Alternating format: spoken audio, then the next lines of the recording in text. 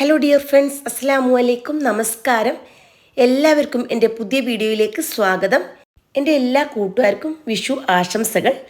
ഇന്ന് വിഷു സ്പെഷ്യലായിട്ട് ഇൻസ്റ്റൻറ്റ് മാങ്ങ അച്ചാറാണ് ഞാൻ ഷെയർ ചെയ്യുന്നത്. അതിനുവേണ്ടി നല്ല പച്ച മാങ്ങ എടുത്തിട്ടുണ്ട്. നല്ല പുളിയുള്ള മാങ്ങ നോക്കിയെടുക്കണം.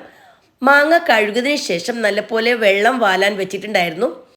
അച്ചാറിടുന്നതിന് മുമ്പായിട്ട് മാങ്ങ എല്ലാം നല്ല വൃത്തിയുള്ള തുണി കൊണ്ട് നന്നായി തുടച്ച് ഉണക്കിയെടുക്കണം. ഇനി മാങ്ങ എല്ലാം നിങ്ങൾക്ക് ഇഷ്ടമുള്ള വലിപ്പത്തിൽ കട്ട് ചെയ്തെടുക്കണം.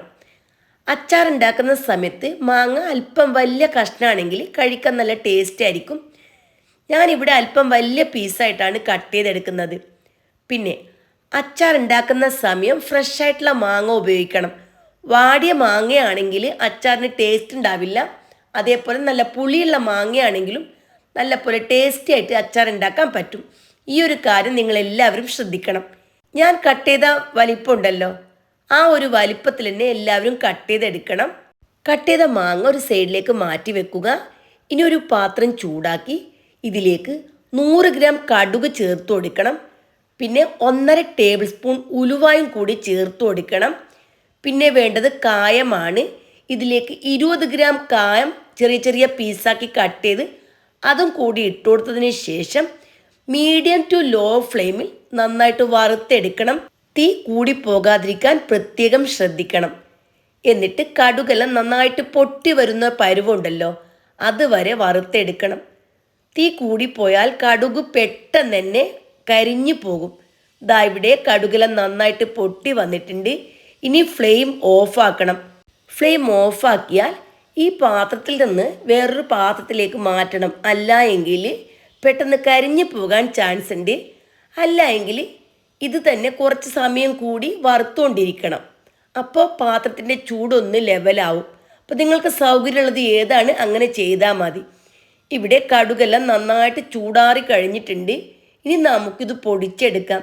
ഞാൻ അല്പം മുമ്പ് മുളക് പൊടിച്ചിരുന്നു. അതേ മിക്സിയുടെ ജാറിലാണ് ഇത് പൊടിച്ചെടുക്കുന്നത്. ഇനി ഇത് നൈസായിട്ട് പൊടിച്ചെടുക്കണം. കട്ട് ചെയ്ത മാങ്ങ അളവ് 1 കിലോ ആണ്. കട്ട് ചെയ്തതിന് ശേഷമുള്ള അളവാണിത്. നേരത്തെ കട്ട് ചെയ്ത് വെച്ചിരിക്കുന്ന മാങ്ങയുണ്ടല്ലോ, അതിലേക്ക് 1/2 കപ്പ് ഉപ്പിൻ്റെ പൊടി ചേർത്ത് കൊടുക്കണം. പിന്നെ മുളക് പൊടി 100 ഗ്രാം ചേർത്ത് കൊടുത്തു. പിന്നെ കാശ്മീരി മുളകുണ്ടല്ലോ, അത് നേരത്തെ തന്നെ കഴുകി ഉണക്കി ഞാനിവിടെ പൊടിച്ച് വെച്ചിട്ടുണ്ടായിരുന്നു. അല്പം തരിയോട് കൂടിയാണ് പൊടിച്ചത്. അതും കൂടി ചേർത്ത് കൊടുത്തു. അപ്പോൾ 100 ഗ്രാം സാധാരണ മുളക് പൊടിയും 100 ഗ്രാം കാശ്മീരി ചില്ലി പൗഡറുമാണ് ചേർത്തിട്ടുള്ളത്. 125 ഗ്രാം ഉപ്പ് പൊടിയാണ് ചേർത്തത്. പിന്നെ വറുത്ത് പൊടിച്ച് വെച്ചിരിക്കുന്ന കടുക് മിക്സ് ഉണ്ടല്ലോ, അതും ചേർത്ത് കൊടുത്തു. പിന്നെ 100 ഗ്രാം വെളുത്തുള്ളി തൊലിയെല്ലാം കളഞ്ഞ് 2ആയി കട്ട് ചെയ്ത് എടുത്ത് വെച്ചിട്ടുണ്ടായിരുന്നു, അതും ഇതിലേക്ക് ചേർത്ത് കൊടുത്തു. പിന്നെ വേണ്ടത് നല്ലെണ്ണയാണ്. അത് 250 ml മെഷർമെൻറ്റ് കപ്പിൽ 1 കപ്പാണ് ഞാൻ എടുത്തത്. അത് നേരത്തെ തന്നെ നല്ലപോലെ ചൂടാക്കി തണിയാൻ വെച്ചിട്ടുണ്ടായിരുന്നു. തണുത്തതിന് ശേഷം ചേർത്ത് കൊടുത്തു. പിന്നെ 1/2 കപ്പ് വിനേഗർ, ഇത് ഇത്രയും ചേർത്തതിന് ശേഷം നന്നായിട്ടൊന്ന് മിക്സാക്കി എടുക്കുക. അളവുകളെല്ലാം ഞാൻ പറഞ്ഞ അതേ അളവിൽ തന്നെ എടുക്കാൻ ശ്രദ്ധിക്കുക. അപ്പോൾ 100 ഗ്രാം മുളക് പൊടിയും 100 ഗ്രാം കാശ്മീരി ചില്ലിയും, അപ്പോൾ എരിവ് കറക്റ്റാവും. നല്ലപോലെ മസാല കിട്ടുകയും ചെയ്യും. ഇത് ഇങ്ങനെ ഉണ്ടാക്കുന്ന അച്ചാറുണ്ടല്ലോ, 1 കൊല്ലം വരെ നമുക്ക് മോശാവാണ്ട് സൂക്ഷിക്കാൻ പറ്റും.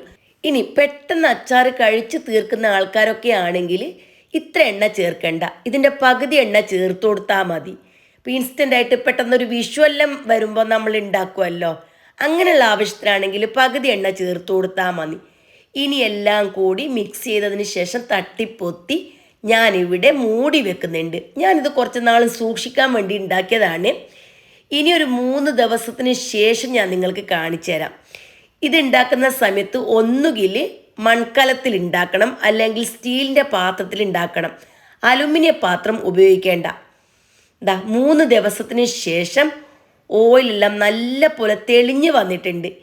ഇനി നമുക്ക് നല്ല വൃത്തിയുള്ള പാത്രത്തിൽ സൂക്ഷിച്ച് വെക്കാം. ഞാൻ ഗ്ലാസിൻ്റെ ബോട്ടിൽ ഇന്നലെ തന്നെ കഴുകി നല്ല പോലെ തുടച്ച് വെയിലത്ത് വെച്ച് ഉണക്കിയെടുത്തിട്ടുണ്ടായിരുന്നു.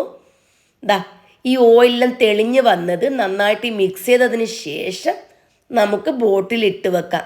അപ്പോൾ നിങ്ങൾ ഇന്ന് ഉണ്ടാക്കിയാൽ രാത്രി മൂടി വെച്ച് രാവിലെ നിങ്ങൾക്ക് ഈ അച്ചാർ ഉപയോഗിക്കുകയും ചെയ്യാം. അപ്പോൾ ഈ അച്ചാറിൻ്റെ ഗുണം എന്തെന്ന് പറഞ്ഞാൽ കുറേ നാൾ സൂക്ഷിക്കാനും പറ്റും, പെട്ടെന്ന് വേണമെങ്കിൽ ഉണ്ടാക്കി കഴിക്കാനും പറ്റും. അപ്പോൾ എല്ലാവരും ഇതൊന്ന് ട്രൈ ചെയ്ത് നോക്കുക. അപ്പോൾ വളരെ പെട്ടെന്ന് ഉണ്ടാക്കാൻ പറ്റിയ കിടിലൻ അച്ചാറാണ്. ആർക്കും എപ്പോഴും ഏത് സമയത്തും ഉണ്ടാക്കാൻ പറ്റിയ അടിപൊളി അച്ചാർ റെസിപ്പിയാണ്. ഇത് സൂക്ഷിക്കുന്നതിന് മുമ്പായിട്ട് ഇതേപോലെ ഓയിൽ ഉണ്ടല്ലോ, ഇതിൻ്റെ മുകളിൽ വരുന്ന രീതിയിൽ ഒഴിച്ചു കൊടുക്കണം. ഇനി ടൈറ്റായിട്ട് മൂടിയതിന് ശേഷം എടുത്ത് വെച്ചാൽ മതി. അപ്പോൾ ഇത്രയും സിമ്പിളായിട്ടുള്ളൊരു അച്ചാർ നിങ്ങൾ ഇതിനു മുമ്പ് ഉണ്ടാക്കിയിട്ടുണ്ടോ? ഉണ്ടെങ്കിൽ കമൻറ്റ് ചെയ്യണം. ഇനി എൻ്റെ വീഡിയോ ഇഷ്ടപ്പെട്ടാലും തീർച്ചയായിട്ടും നിങ്ങളെല്ലാവരും കമൻറ്റ് ചെയ്യണം. ഈ വിഷുവിന് ഇപ്പോൾ തന്നെ നിങ്ങൾ ഈ അച്ചാർ ഉണ്ടാക്കി നോക്കൂ. വളരെ സിമ്പിളല്ലേ? അപ്പോൾ എല്ലാവരും ഉണ്ടാക്കിയതിന് ശേഷം നിങ്ങളുടെ വിലയേറിയ ഉപദേശങ്ങളും നിർദ്ദേശങ്ങളും കമൻ്റായിട്ട് അറിയിക്കണം. റെസിപ്പി ഉപകാരപ്പെട്ടു എന്ന് തോന്നിയാൽ നിങ്ങളുടെ ഫ്രണ്ട്സിനും അതേപോലെ ഫാമിലിക്കും ഒക്കെ ഷെയർ ചെയ്ത് എന്നെ സപ്പോർട്ട് ചെയ്യണം. ഇനിയും നല്ല നല്ല റെസിപ്പീസ് എല്ലാം ഞാൻ അപ്ലോഡ് ചെയ്യുന്നതായിരിക്കും. ഇനി പെട്ടെന്ന് ഉണ്ടാക്കാൻ പറ്റിയ പുതിയ മാങ്ങ അച്ചാറിൻ്റെ റെസിപ്പി ഞാൻ നിങ്ങൾക്ക് ഷെയർ ചെയ്യുന്നതായിരിക്കും. എല്ലാവരുടെ വീട്ടിലും ഇഷ്ടംപോലെ മാങ്ങ ഉണ്ടാവും, എന്നിട്ടും ആരും മാങ്ങ അച്ചാറൊന്നും ഇടാറില്ല. എല്ലാവർക്കും മടിയാണ്. അപ്പോൾ ഈ ഒരു അച്ചാർ ഉണ്ടാക്കാൻ വളരെ സിമ്പിളല്ലേ? അപ്പോൾ എല്ലാവരും ഈ റെസിപ്പി ട്രൈ ചെയ്ത് എനിക്ക് ഫീഡ്ബാക്ക് അറിയിക്കുക. വീണ്ടും നല്ല നല്ല റെസിപ്പീസുമായിട്ട് വരുന്നതായിരിക്കും. Bye bye.